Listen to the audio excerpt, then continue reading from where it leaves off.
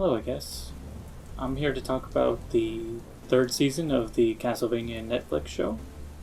I'll probably just put on some random video game footage in the background, so you could just use this as a video to listen to while you're just doing everyday things. Also, because I'm lazy and I just don't want to do any editing, so I hope you enjoy. Overall, I thought it was okay.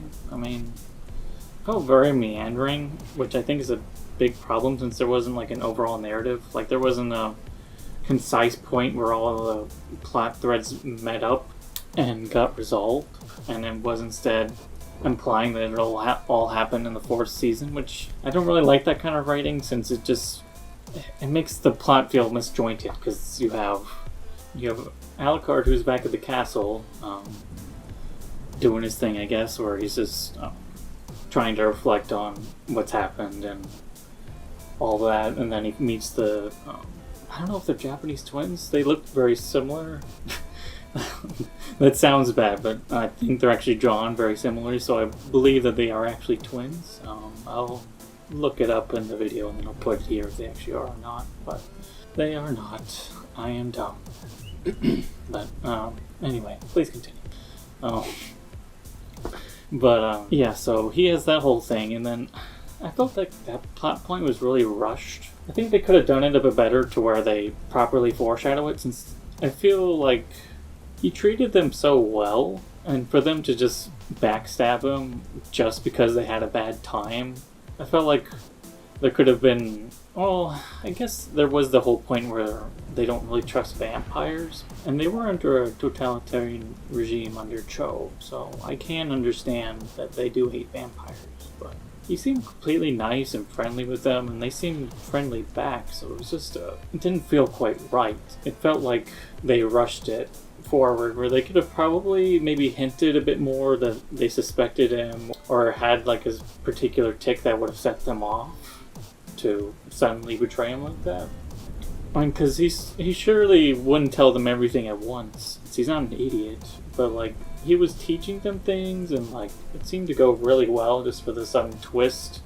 So that it felt contrived, because it was a particular point where it was supposed to be like, this plot point of betrayal happens, and then this plot point of betrayal happens right in at the same time.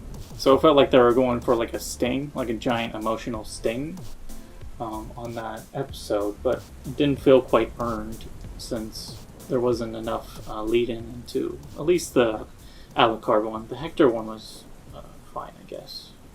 That was probably the best subplot, by the way. I mean, because you can believe that Hector would totally fall for this, because he's young and naive, and Lenore is pretty attractive, so I could see that happening. Definitely the better subplot, the Carmilla group. They're evil in the right way, where like you can at least see why they are as they are, because they're vampires. They think they're superior to everybody, and so it'll be very satisfying when Isaac comes around and kills them all. It'll be very good. I mean, at least they were going for something, like everybody had a clear goal and they were just going for it, whereas I felt like the other ones were kind of meandering. Like the Sypha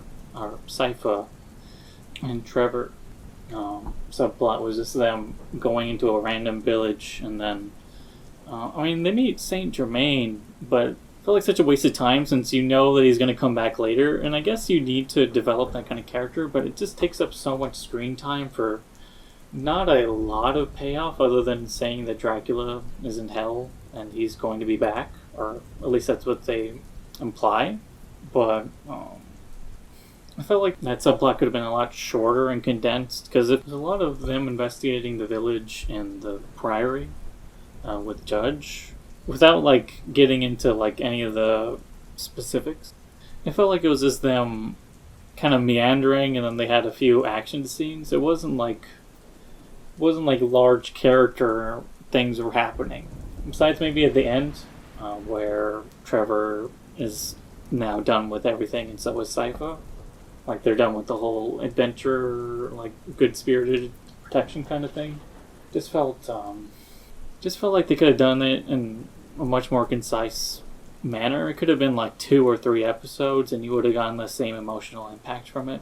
It wasn't like they established like a whole bunch of things. It was just like, oh, okay, so Trevor and Sypha are now having a bad time. Saint Germain is doing something, and his plot point will be relevant in the next season. And Dracula and his wife are fine. Or, well, that's about as fine as you can be in hell anyway.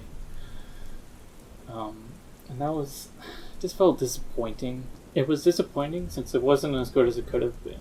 I remember watching several episodes just thinking, man, some of this could have been really cut down, and honestly, this show could have been like 8 episodes instead of 12. And I'm not saying that just because, oh, too long. No, I watch plenty of long shows. It's just a lot of the details that were in there seem unnecessary. What I mean by the plot feeling misjointed, what they should have done was, for example, like make it so they're all trying to make their own particular groups or like armies, or basically make it so they're all fighting for this particular goal or fighting against this particular goal. Like, for example, the goal, at least for, I guess I should say the Carmela group, is that they're trying to force people in this specific area to be cattle. And then instead of Trevor and Sypha just going around having adventures, instead make it so that they're trying to gather an army to rout all the monsters and then finally live in peace. But instead, they're just kind of off and meandering about, so they feel very not connected at all to that subplot. I mean, because they are going around killing monsters, but it feels like they could be doing it in a more effective way, and so just make it so that they're trying to do good on a grander scale rather than them just being a mini band of monster slayers. So that those two plot points in particular could meet up better. And then, as far as Isaac goes, I like the idea of his subplot, where it's like, he could be doing good with his demonic powers, but I felt like the execution was off, not done as well as it could have been. Like, they have him going from town to town with these demons, and then he expects them to treat him nicely.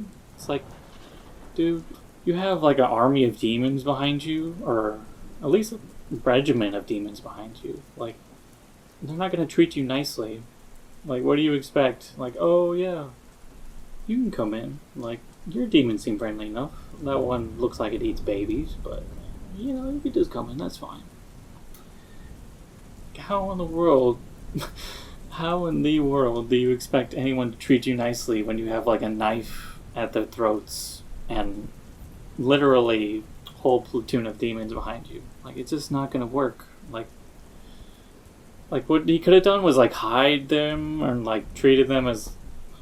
Yeah, he could have done so much more, and then, like, have it be instead that they're treating him rudely, because that's kind of the point where it's like, yeah, these people are awful, and I get that, but they went around about it the wrong way. They could have had him, like, they could have put on shawls or had him deck them out in, like, things that completely cover their body and then go around as like a mercenary leader, but instead he's just walking around with demons and their demon faces around. It's just like, what are you doing? You want to be peaceful, and that here you are threatening people with your very presence. You're clearly not thinking this through, Isaac. But yeah, so like instead of it being about some sort of prejudice like it was supposed to be about, it was him being an idiot for not covering his soldiers up. Like, I get it, but you guys went about this the completely wrong way. This could have been effective, and yet it wasn't.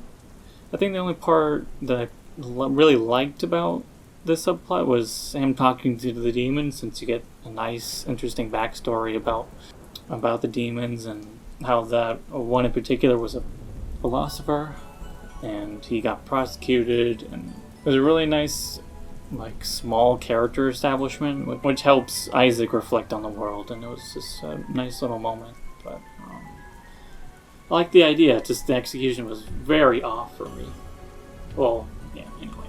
Oh yeah, also, a thing that I didn't quite like about the Alucard subplot, or the ending of Alucard's whole thing, was that his whole shtick, at least as far as the games go, and even in the show they show this, but he really hates vampires and essentially himself.